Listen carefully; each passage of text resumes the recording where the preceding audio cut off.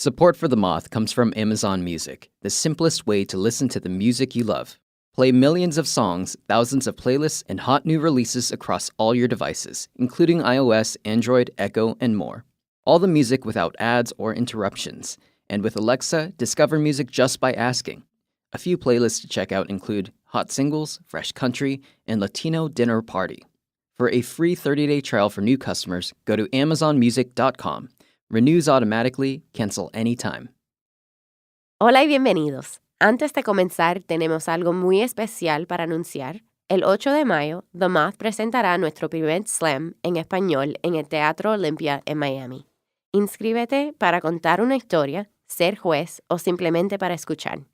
El tema de la noche será Conexiones. Boletos y más detalles en www.themoth.org.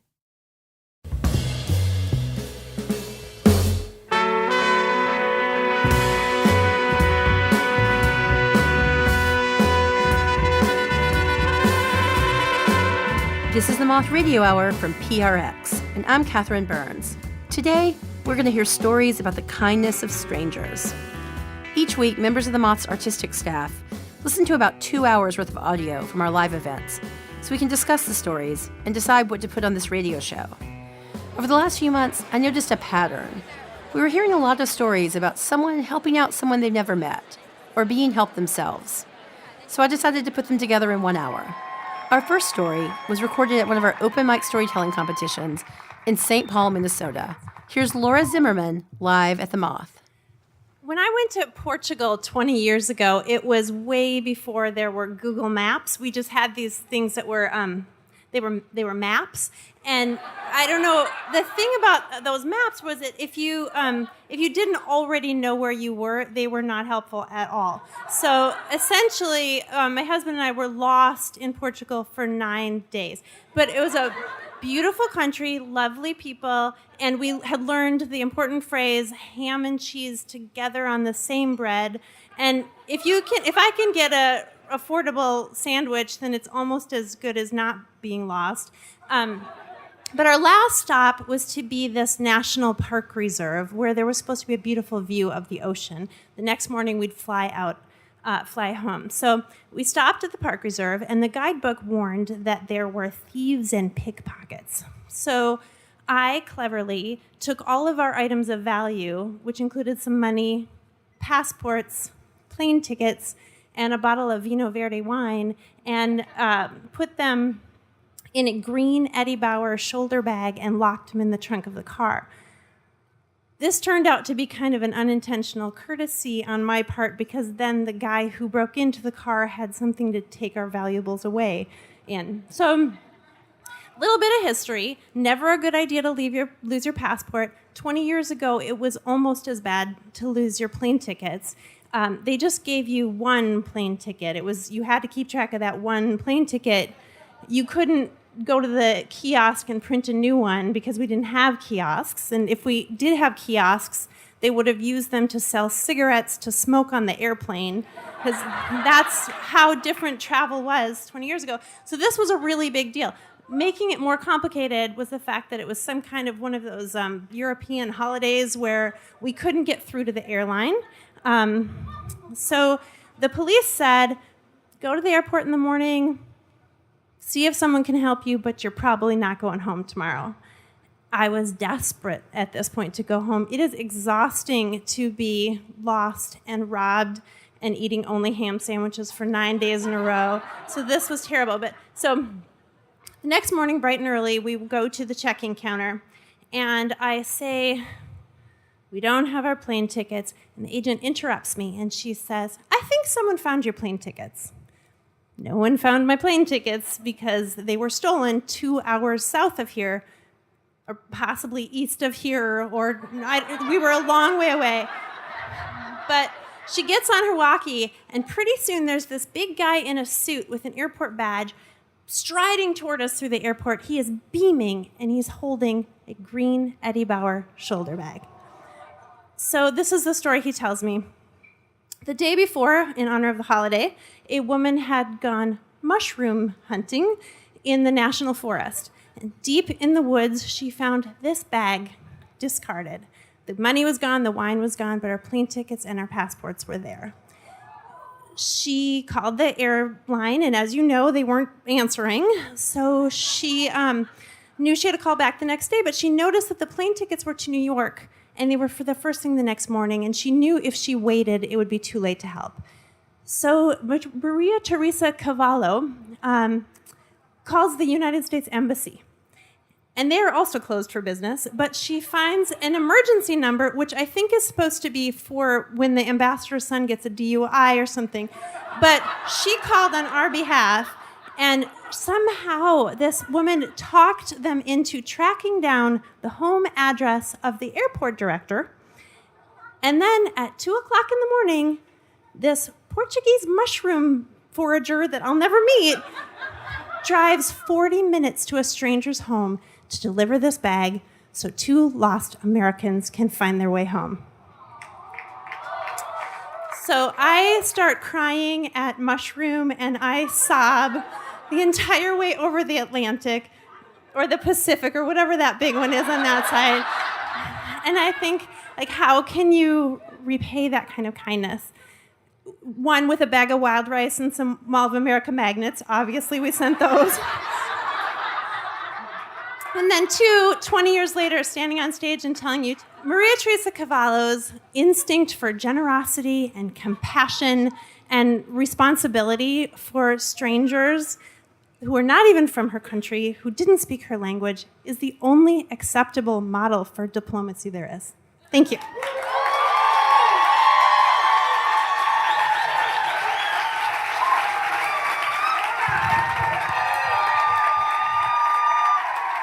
Laura Zimmerman writes books for young people. She says that you might find her at a softball game, a jazz concert, or a nonprofit board meeting, but you'll never find her on a ladder or entering a triathlon. I asked her if she ever spoke to Marie Teresa again. She wrote, "The only time we ever talked was a few months after the trip. We'd sent her a little Minnesota care package and a letter we hoped someone would be able to translate. One morning she called, out of the blue.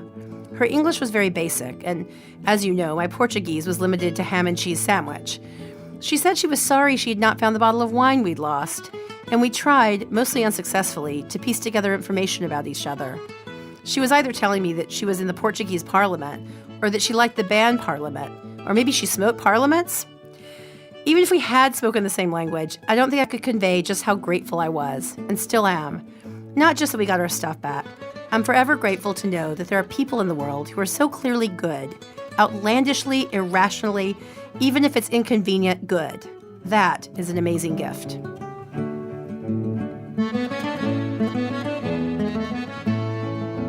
Do you have a story about helping out a stranger or being helped out by a stranger? If so, we definitely want to hear it. Call our pitch line and leave a 2-minute version of a story you'd like to tell.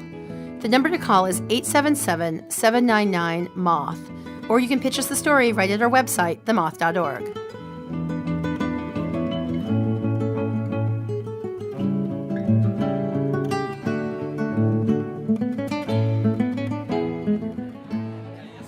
Our next storyteller, David Cole, also came to us from our Story Slam series. He told his story in Houston, Texas, where we partner with Houston Public Media. Here's David Cole, live at the Moth. My wife and I are relatively recent transplants to Houston. We moved here from Austin, and several years ago, when we lived in Austin, we have young kids, and she has friends who have young kids, and some of her friends lived in Dallas. And a couple weeks before Christmas, these were close enough friends where we would send presents to their kids, and they would send Christmas presents to our kids. And we get the box from her friends in Dallas, and we open it up, to get the presents out, to put them under the tree. And there's like 7 or 8 presents in there, and they're all addressed to Ben, love, Grandma. Now, neither of our children are named Ben, and my wife's friend is not grandmother to nobody. So we call her up and we ask her, "Hey, what's up with the presents addressed to Ben, love, Grandma?" And she says, "I have no idea, but I'll get to the bottom of this." So she says she'll go to the post office and figure it out. So I'm thinking to myself, what on earth are they going to know about it? So she goes and comes back and says, well, I went down and asked, and turns out they had no idea what happened. So I'm thinking I know exactly what happened. I mean, we've all had some kind of boring jobs, and you do what you do to entertain yourself. And so I'm sure someone in the post office decided it would be funny to open up 2 boxes and just switch the contents. Ha, ha, ha, very funny. So we put the presents aside and just kind of let it alone. And weeks go by, Christmas comes and goes, and then finally it's getting close to Valentine's Day. And I'm like, well, crap, we never got the presents for our kids. Feeling a little betrayed here. So I'm like, well, before we go buy Valentine's presents for our kids, let's open these presents up and maybe there's something we can, re-gift here. So we open the first couple and they're the normal, weird kind of grandma gifts you would think. You're not even sure really what they are. Open about the 3rd present, it's a little stuffed bear, and I'm finally thinking, okay, that's something we can use. And the 4th present was some pajamas. I'm like, all right, they're way too big for my son, but he'll grow into them. And the whole time my wife is like, oh, that stuffed bear was for Ben. Ben's not going to get this stuffed bear. And oh, the pajamas, he's not going to get the pajamas. And then there are 2 presents left, and they're kind of the big ones. And we open up the second to last one, and it's this sweater, this hand-knit sweater. We can tell because there's no tag. And my wife was like, oh, Grandma knit that sweater just for Ben. We've got to find Ben. And I'm thinking, oh, she's crazy. And then we open the last present, the biggest of the bunch, and it's this old blanket with this design of a fire truck. And there's a note, and it says, Dear Ben, this is the bedspread that was on your father's bed when he was a son, when he was a boy. And just as it covered and protected him, now it will cover and protect you. And so now even I'm like, well, crap, we gotta find Ben. So we look and all we have are the names Ben and Grandma. And that's not a lot to go by. So we kind of keep pouring over, and one of the weird little trinkets, the weird little grandma gift kind of thing, on the back had a sticker that said, Spring Hill Hospice. So I do a Google search for Spring Hill Hospice, and the only thing I can find even close, there was a Spring Hill Day Hospice in this little town called Rochdale in England. And we're like, well, there's no way that's it. This was a box sent to us from Dallas to Austin. I mean, we could see the return address.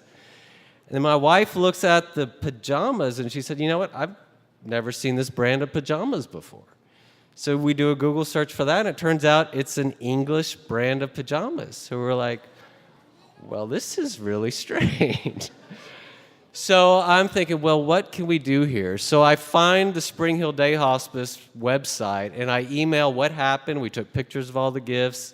I email every email address that's on their website.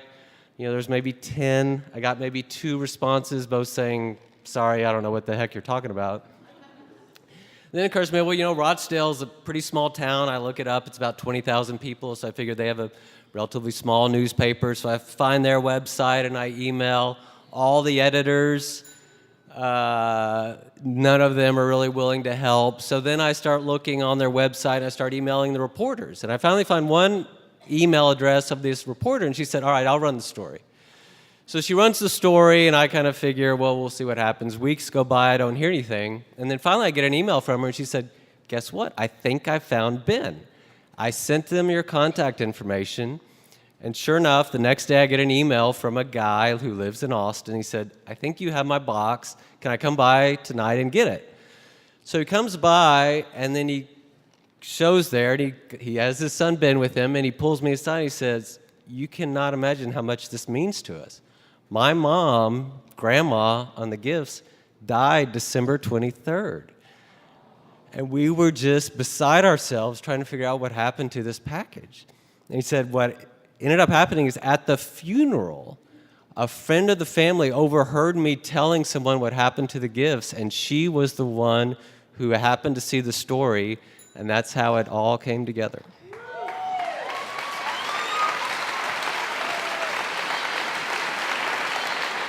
David Cole was raised in a small town in Texas.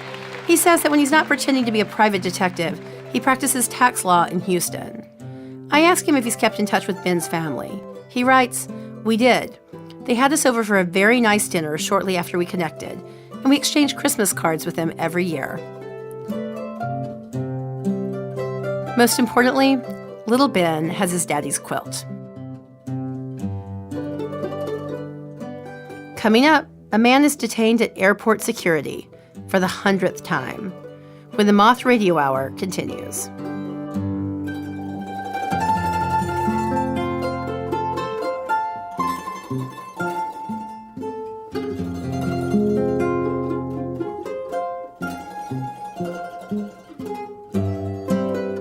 The Moth Radio Hour is produced by Atlantic Public Media in Woods Hole, Massachusetts, and presented by PRX. This is the Moth Radio Hour from PRX. I'm Catherine Burns. In this show, we're hearing about the kindness of strangers. And our next story was told at one of our open mic story slams in New York, where we partner with public radio station WNYC. Here's Nicolo Aid live at the Bronx Museum. Oh, thank you. Thank you. So I've been to Israel about 20 times. My family is from there. And last time I went, it was last July, and it was for my little cousin's wedding. But I'm always nervous when I go to Israel because of security. And I suppose I should mention that my family's Palestinian, and so you always get stopped when you get to the airport.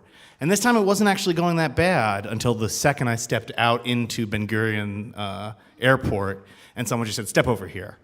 And they stop you several times, and the main stop is at the passport check. And they send you off to this kind of room to the side with like a bunch of other Arabs and people who kind of look Araby, like a couple of Indians, like a lost Ethiopian, and like one Chinese guy who's just like, "Damn it, I shouldn't have traveled with Hassan." But when you're there, it's clear everyone speaks Arabic because everyone's Arab there, but no one will speak Arabic. No one wants to be identified. Because the questions they ask you when you're there are, why are you here? Where's your family from? Why are you here? What's their religion? What do you identify as Arab? What's your race? What's your religion? What's your ID number? What's your uncle's ID number? What's your cousin's ID number? What's your father's ID number? Where are you from? What's your Facebook account? What's your Twitter account? What's your password? And all over and over and over again, then you get sent back to the room to sit in silence and not speak Arabic. And then someone else calls you in and assures you this is for your safety. And this person also usually carries a big gun with them. And so you do this again, like, what's your race? What's your ethnicity? Why are you here? And the question they keep asking, and the thing in my heart, which I always kind of think, is how is this protecting anyone? How is this keeping anybody safe? Because kind of the purpose of it really is just to remind you that you're Arab and this is not your country. And then, so when you leave the airport, you can drive up this highway that gets up to where my family's village is. And along the highway, you can see the wall, the separation wall, which is enormous, and there's gun towers every 100 feet. But then I get to my cousins, and, it's all good. You eat, like, your aunts cook you food, and you kind of forget the place you are in. You're just kind of with family celebrating a wedding. And then you kind of forget it until you try to drive back to the airport. And the last time, 2 times ago when I tried to drive back to the airport, my cousin drove me. And my cousin drives a wheelchair-accessible van because my cousin's paralyzed. And he drove me with a van to the airport, which was a terrible idea because they just saw 2 Arabs in a van driving up to the airport. And like 4 men with assault rifles come and separate us out and ask us the questions, what are you here? What's your race? Why are you here? And it's exhausting, and it like weighs on you, this way of being stopped, and we fly away, and you kind of breathe an audible sigh of relief when you leave the ground and you fly over. And in that flight last July, what they did was somehow on the plane there were a bunch of FBI agents and NYPD agents who were training with Israeli security, and like the announcement was like, "Thank you for your service, guys," and it just reminded you of the same policies that are in place there and in place over here. And then you touch down in the airport, and I'm thankful to be on those lines, those passport control lines, where they stamp your passport and say, "Welcome home." And they stamp me and my family's passport, and they say, "Step to the side." And that one didn't last as long. The first, in Israel, it's usually a 3-hour, 4-hour wait. This one was 30 minutes, so, thank God. And so we get out, and we get into the cab. We try to get a cab, and the cab driver is Arab. I think he's from Alexandria or something. And he's speaking to us in Arabic, like, how was your trip? Where are you from? He's like, Palestine. He's like, oh yeah, cool. I'm from Alexandria. How was the flight? And we said, yeah, not that great. And he's like, yeah, they do their best to treat us like shit. And then, you know, when you're driving back from the airport, there's that point where like the kind of road turns and you can see New York look like Emerald City. Do you know what I mean? It just like rises out. And we're looking at this as we're kind of silent after. And he just goes, welcome home. Thank you.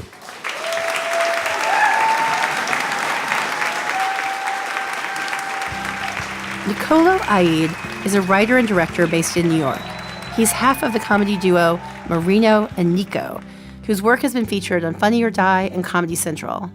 He recently co-wrote and directed the plays Unpacking, A Ghost Story Told in the Dark, and Room 4. Sometimes a stranger can end up saying the perfect thing to you without even realizing it. And our next story is about having someone do something nice for you when you don't even know they're doing it. All the unseen kindnesses of strangers, people who are looking out for you, even if they don't know you at all. The story was told at one of our story slams in Pittsburgh, where we partner with public radio station WESA. Here's Denise Schurman live at the Moth. Something really good will come from this. I said that to myself while I was raising the box up a little, higher out of respect, closing my eyes and saying that to myself. Something really good will come from this. Unfortunately, I got caught in the act. One of my coworkers had seen me doing my little ritual. She didn't know that's a mantra that I pretty much to this day even use when I'm trying to do something and trying to put my best intentions into it. No, all she saw was me doing my little ritual, and she said, "What's going on? Do you have narcolepsy, or are you all right?" And I said, "I was just thinking, and I was wishing good things for these patients. I was hoping there's a good outcome for whatever's going to happen." What it was, I was getting ready to ship out some blood for a woman who was in an in vitro fertilization program, which meant she was trying to get pregnant, and she was dealing with a doctor in Colorado. And I would usually have about 5 patients like that per week. But it was always funny because they're not really sick, but they're still patients. And they're hyper aware of every aspect of the process. So the first time such a patient would come to me, they'd be like, "Are you going to be all right shipping this all the way to Colorado? Or are you sure it's going to be okay?" And I would micromanage every expectation they had. I'd say, "These are the regulations. Here's how we're going to do it. We're going to put it in a really tight container. We're going to put that in with a absorbent material. We're going to put that inside another container. We're going to put all of that inside another container. We're going to pour some dry ice on it. We're going to put it in another container, seal the box, put the labels on, and you will have seen me do the whole process, at least the first time." And I said, "And because this is so precious, this is your day 3 blood work that you can't get back, we're going to treat it like it's irretrievable. And we're going to keep a spare sample of that in our -80 freezer. So if anything goes bad with the shipment, you're not going to have to start your treatments over again for the next 6 months." And they'd be like, "Oh, we're so glad." And so a lot of people knew me by name, and they would come into the lab the first time and go, "Is there a Denise that works here?" And sometimes they would come at a less than opportune time, but I'd always stop everything I was doing, and I would tell them everything I wanted to tell them about what they were going to experience as I was shipping their blood across the country. So part of my tradition was I would always, as I was packing up, the last part of packing it up, I would put a wish out to the universe, something good will come from this. And I got caught in the act of doing that. So now there was a lot on the line, but I didn't admit what I was doing. I just said, "Oh, I'm just making good wishes." Well, over the years, I did run into some of these women I had helped, and it always took me by surprise. One time I was interviewing for something, and the woman said, "Oh, you helped me, and I never could get pregnant, so I adopted a little boy, and I can't imagine my life without this little boy." And I'm like, wow, thank you. I never get to hear what happens with these people.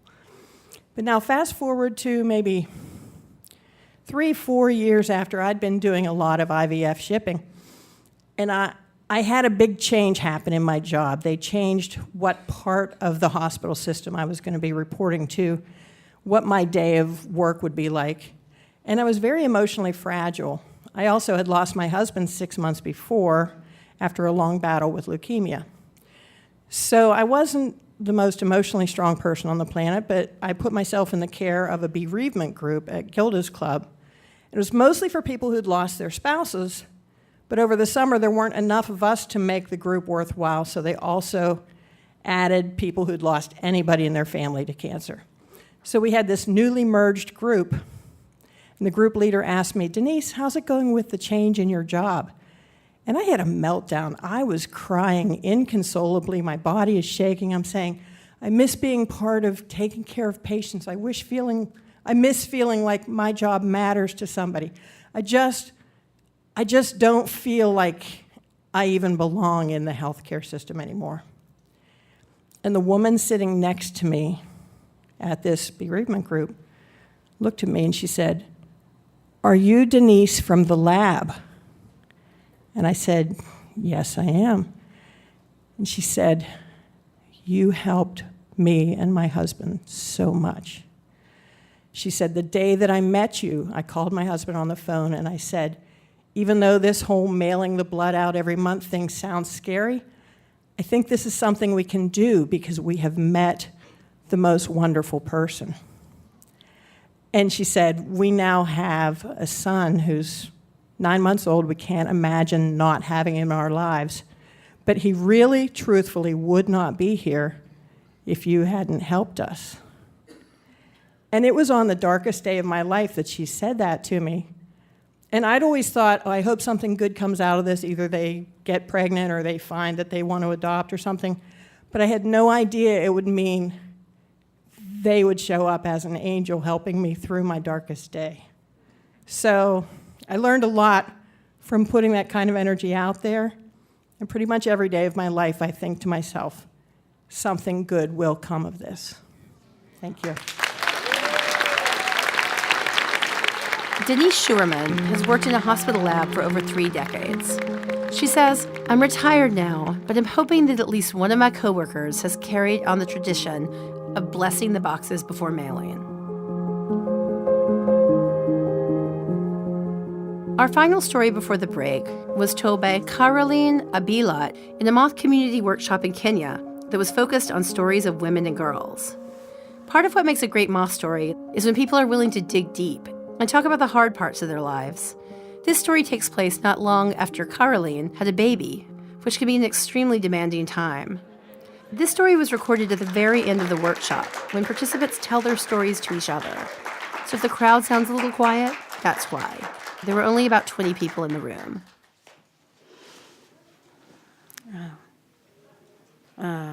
It's 7 in the morning. I'm trying to get ready to go to work. It's been 6 months since I've been back to work. I'd taken really like a long maternity leave. So today is the D-Day. I have to go back to work. It's been different because I didn't have to do anything. I just had to look after my son. And, well, my son didn't demand anything from me apart from just breastfeeding and cleaning him up. And so I'm in the wardrobe. I'm trying to find something that will not really show the wrong curves, but at least will help me to get by. So there's a pile of clothes that I've discarded because they just don't fit. Everything is wrong. I'm trying on this. My pants don't fit around the waist. And then I find one stretchy black dress that I wore when I was the early part of my pregnancy. I think, okay, this might actually work. And then, well, I put it on and I move close to the mirror, just to be sure. And there's this strange person in the mirror. And I'm thinking, who is that? Who is that person? She has unkempt hair. She has a round face and dull-looking eyes. This woman is fat. And I'm thinking, oh, my God. Then I start doing all kinds of things to confirm, is that me? What? And then the woman in the mirror, she's doing the same things. And I'm thinking, no, that's not me. That fat woman, that ugly woman, that's not me. You see, before this time, I had been that person that had great hair. I had great shoes. Everybody in my workplace knew that I was that sharp dresser. I was confident. I knew who I was. Every morning I woke up, I knew where I was going to go that day, what I was going to do, who I was going to see. But this woman did not really look like she knew who she was going to see. She looked like she was stuck in that place. And as I looked at that woman, I recoiled from her. I actually moved away from the mirror because it was scary to see that person. And as I stumbled away from the mirror, the window is open in my room and light is spilling inside the room. But I'm not really seeing the beauty of the light because I'm really reeling towards that dark place of disbelief. I'm like, what am I going to do? What will people say when they see me? Because you see, the image that I had pushed was the image of this sharp dresser who could be accepted by everyone, be in groups, be chosen to lead, to represent the company, and my boss was really confident about me. Remember, I said I knew where I was going. But then now this picture is of a completely different person.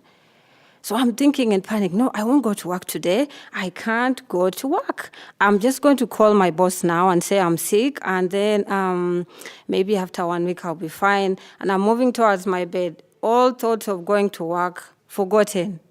And then I just curl up into a ball and I'm crying because I cannot believe I've let myself become that person in the mirror. I'm asking myself, what is wrong with me? How could I become this woman?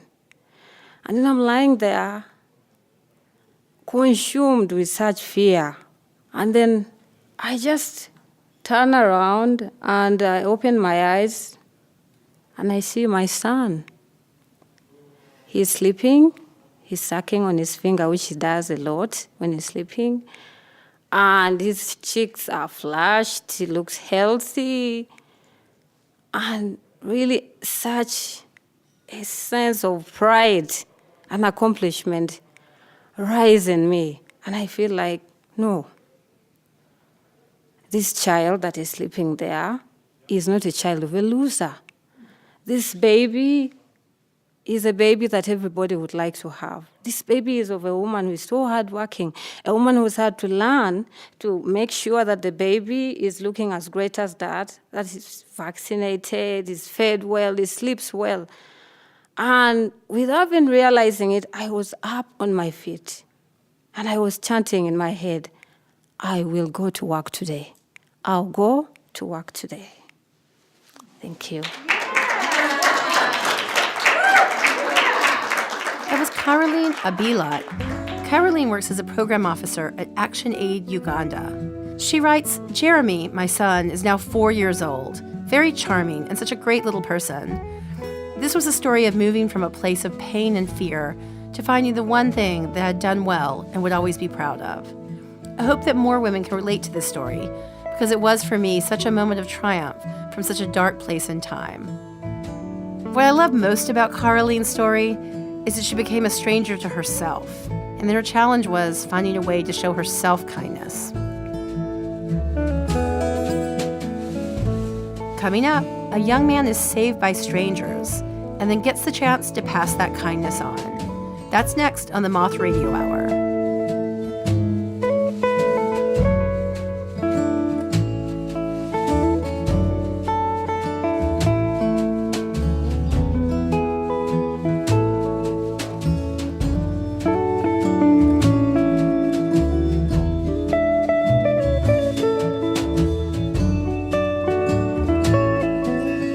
The Moth Radio Hour is produced by Atlantic Public Media in Woods Hole, Massachusetts, and presented by the Public Radio Exchange, prx.org. This is the Moth Radio Hour from PRX. I'm Catherine Burns. Our final story is from Ed Gavigan. This is a classic Moth story that's an extreme example of the way strangers can affect each other's lives. Here's Ed Gavigan, live at the Moth.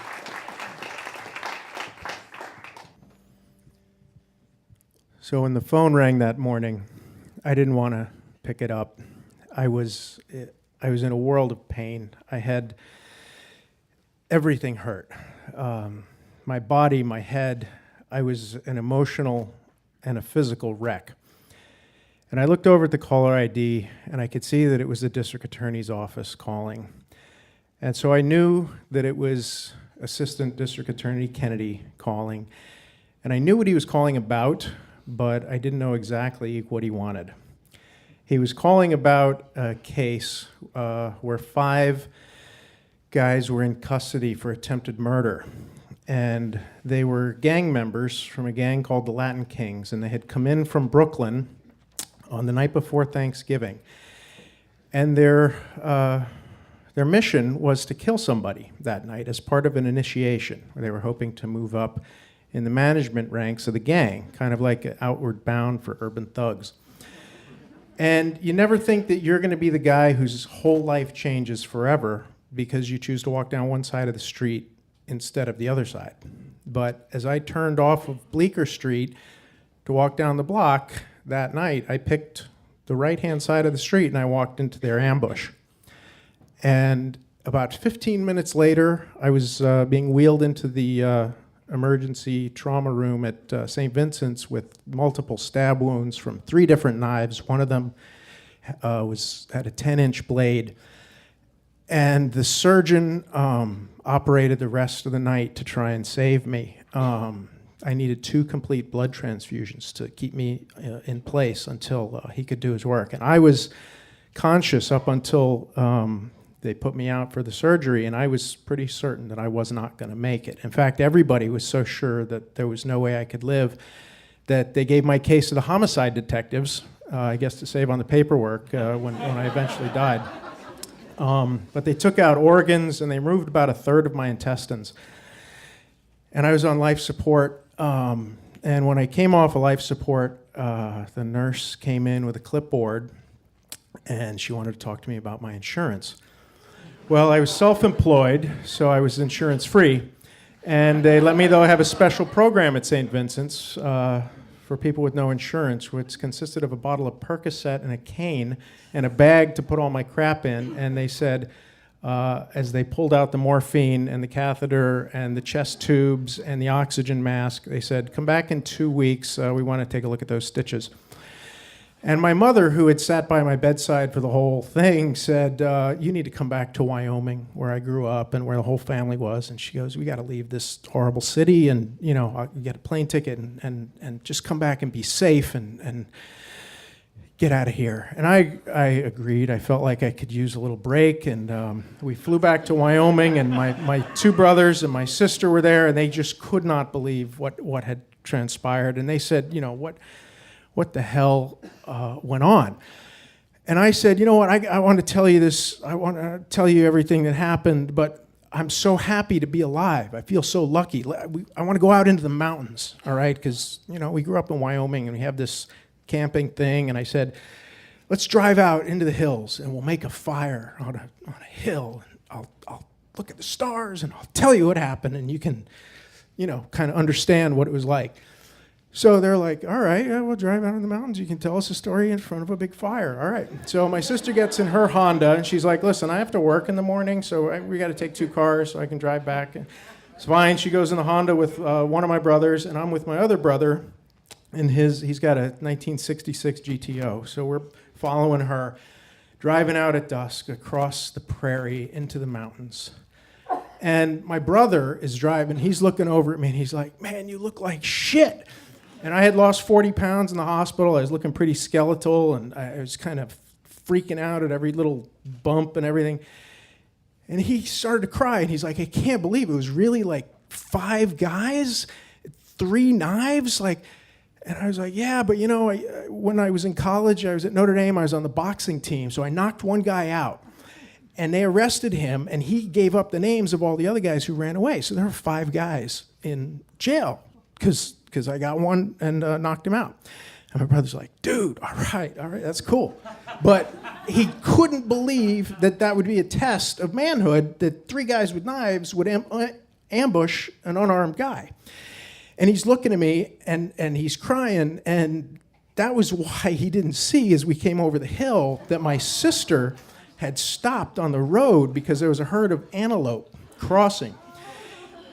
And I didn't have a seatbelt on because when we got in the car, I had so many stitches from the stab wounds and the surgery that the seatbelt hurt too much to put on. And he was looking at me, and we hit my sister's car at 60 miles an hour. And I hit my face on the dashboard, and I went through the windshield. And I came to about 40 yards down the highway, and I could just smell the burning rubber. And I looked, and I saw the headlights at crazy angles. We'd torn the back off of my sister's car. Both cars were in the ditch. There's broken glass everywhere and hissing radiators, and they're all screaming, and I think I'm dead again. But it hurts so much that I can't imagine that they have this kind of pain after you're dead. And I'm laying there, and they all come running over, and they're screaming and looking down at me. And I look up, and we're in the middle. We're an hour from anything. There's no phones. There's no lights. There's no houses. I really had wanted to get out into the woods. And we just stood there. Neither car can drive. And the next car that comes along is a pickup truck. And this guy pulls over, of course. He sees everything that's going on. Calls the state troopers. The highway patrol shows up. Trooper gets out. He comes over. He wants everybody's ID. We all give him our driver's license. And he goes, well, I'm not writing any tickets tonight. You all have the same last name. You sort this out when you get home, all right? We need to get this guy to the hospital. So they're loading me into the back of this pickup truck, and I'm in bad pain. And as my sister and the pickup driver are putting me in, I hear the trooper saying to my brother, that GTO was a 66? My brother's like, yeah, it had a factory tri-power carburation on it. And I'm just like, Wyoming, man. All right, can you get me to the hospital? So we drive into Cheyenne. It's an hour. We get to the hospital, and at that time of night, it's Cheyenne. Mainly all they deal with is car accidents. So they bring me in, and the nurse on duty goes, weren't wearing a seatbelt, were you? I'm like, all right, we get up on the thing. She starts to take my shirt off to check my vitals, and she sees stab wounds, surgery scars, staples, hundreds of stitches. She goes, honey, what happened to you? Where did you come from? I'm just like, listen, just stitch up my face. I need to get out of here, all right? Let me get on my way. So I take the next plane back to New York City. I get here, and I've got my appointment with my surgeon that saved my life. I've got to go in and see him. Now, the last thing that he told me was, stay off your feet and don't take a shower, and I'll see you in 2 weeks. So I go in to see him, and he is pissed. It's like he's just restored an old English piece of furniture, and I've taken a hammer to it. And he starts looking at me, and he says, you know what? If you had had that seatbelt on, you would have ruptured everything inside of you from the impact, and you'd be dead. So you actually saved your own life. And I'm like, whatever doesn't kill me just hurts me even more. It's fine. So the surgeon, checks everything out. I'm fine. I've got 2 black eyes, a broken nose, stitches from my forehead to my brow, my nose. Both lips are full of stitches, and I've got broken teeth. He just sends me on my way. And I go back to my apartment. And I'm having a hard time. I can't sleep. I've got competing nightmares. I'm being stabbed. I'm in a car crash. I'm in surgery. I just flew through the windshield. I can't eat. I can't go to the bathroom. I'm oozing pus and intermittent bloody noses. I just cry. I cry and cry. I'm racked with sobs. I have no idea what my place on earth is anymore. Nothing is safe. And then I decide to check my phone messages, right? Because the machine is completely full. I've got 36 messages. Like, beep. This is Bob. I'm here with Ellen. We're waiting for you. You didn't come to the meeting. I can't understand. Ed, I really thought this was important to you. I have to say, I'm very annoyed. Beep. Ed, Bob, Ellen had to leave. All right. Now, we're never going to work again. Okay. I don't understand. Next one. Ed, we've been waiting for the furniture to be delivered. I don't understand what happened. Beep. On and on and on. And these people don't even know I've been stabbed. They're just, they were business deals that just, they hadn't been notified. So I'm in a world of hurt. And I find out my van has been towed while I was in the hospital. And then the phone's ringing, and it's ADA Kennedy, and he wants me to come in and make a victim's impact statement so I can let the criminals know how this has impacted my life. And I don't want to do it. I tell them I don't have the energy. I'm not interested in it. I want to get on. I want to forget everything that's ever happened to me. I just want to, I have a new chance at life, and I want to go on with it. I don't want to do this. And he tells me that he needs me to do it because it's going to help my case, his case, actually. And he says that what happens is if you don't come in and make this statement, the criminals come in and people feel sorry for them because these guys were 17, 18 years old. And they're going to see them in handcuffs and scared and little, and they're going to feel sorry for them. He said, I want them to hear from the victim's point of view. So I felt like, okay, let me think about this. Okay, I agree, I'll do it. I'll do it for you. And then I think, you know what, I'm going to be in the courtroom when that guy comes in, and I'll just jump over the rail and strangle him. That'll be great. And then I realized, no, because then I'll be in jail, and there'll be 4 other guys that don't get strangled. So then I think to myself, all right, what I'm going to do is write down all of my anger and my hurt and express to this punk what he ruined and how he destroyed my business and my health and my sense in the world that you can walk down the street without something bad happening to you. And it was very important to me to communicate that to him. And then as I played it in my mind, I imagined this kid in court sneering back at me like, hey, yeah, yuppie, you got a shitty life now. Well, I have always had a shitty life, and I'm going to have a shitty life going forward. And welcome to your shitty life, because I don't care about your pain, and I'm not interested in hearing about how things are not working out for you. And I thought to myself, you know what? I don't want to miss the opportunity to communicate with this kid.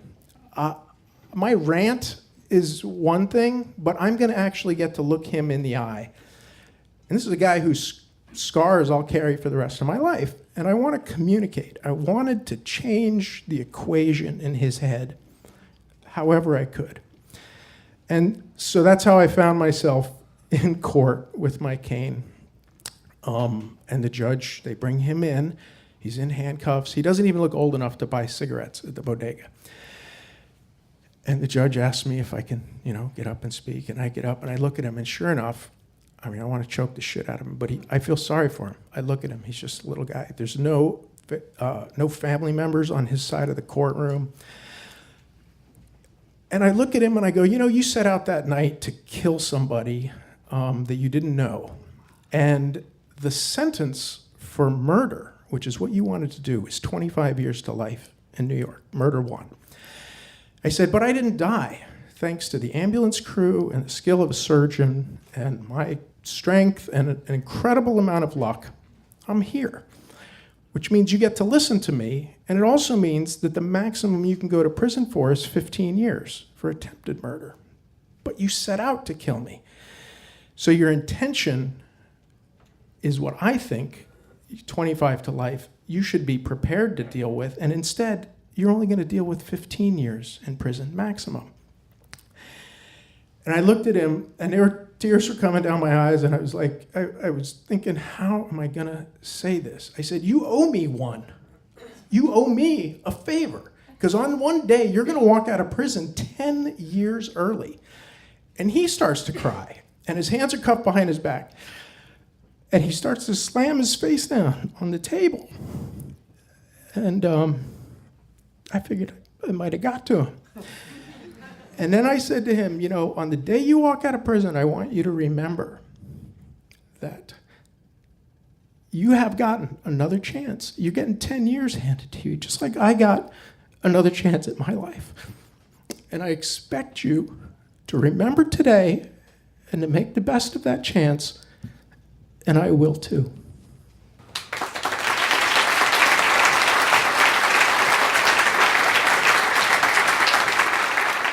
That was Ed Gavigan. Ed is working on finding a publisher for his memoir. When I told Ed I was putting this story in an hour about the kindness of strangers, he said, "Who is a kind stranger in my story?" And I said, you are, Ed. That about wraps up this hour. Almost all these stories are about people becoming angels to the people around them. And my own mother believed in angels. She believed in literal angelic beings that came from a holy place to help us out. But she also felt strongly that it was up to us to be each other's angels here on earth, and in looking for opportunities to help out strangers. She'd always tell me, remember that you can be someone's angel today. Get to know your neighbors. You never know who's in line in front of you at the grocery store and what's been going on with them. Years later, what she said reminds me of the Moth's deepest values of slowing down and connecting with the people around you. That's it for this episode. We hope you'll join us next time for the Moth Radio Hour.